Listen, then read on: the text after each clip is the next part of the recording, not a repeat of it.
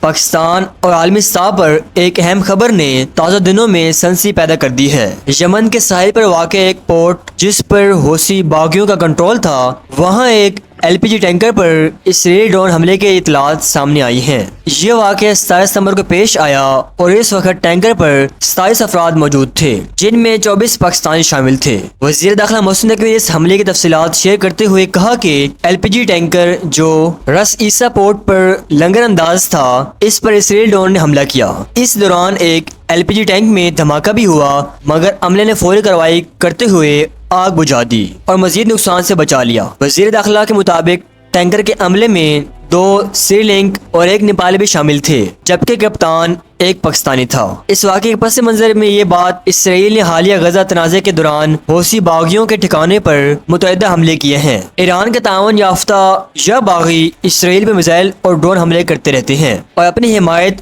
فلسطینی عوام کے لیے ظاہر کرتے ہیں۔ LPG ٹینکر پر حملے بھی اسی تنازع کے دوران ہوا، جس سے خطے میں کشیدگی اور بڑھ گئی۔ پاکستان کے وزیر خارجہ نے پہلے تصدیق کر دی تھی کہ ٹینکر پر موجود تمام پاکستانی عملہ محفوظ ہیں اور یمنی پانیوں سے باہر نکلنے کی کوشش کر رہے ہیں۔ وزیر داخلہ محسن نقوی نے اس بات کی بھی وضاحت کی کہ حملے کے بعد عملے کو حوثی کشتیوں نے روک لیا اور ان پر کچھ وقت کے لیے دباؤ رہا، لیکن اب صورتحال قابو میں ہے۔ دفتر خارجہ نے فوری طور پر یمن میں اپنے سفارت خانوں کے ذریعے مقامی حکام سے رابطہ قائم کیا تاکہ عملے کی حفاظت کو یقینی بنایا جا سکے۔ ساتھ ہی عملے کی اہل خانہ سے بھی مسلسل رابطہ رکھا گیا اور انہیں تازہ ترین صورتحال سے آگاہ کیا گیا۔ تمام ضروری اقدامات کے بعد آج یہ LPG ٹینکر پورٹ سے روانہ ہو چکا ہے اور تمام عملہ بالکل محفوظ ہیں۔ اہم پہلو یہ ہے کہ حملے کے دوران عملے نے انتہائی ذمہ داری کا مظاہرہ کیا۔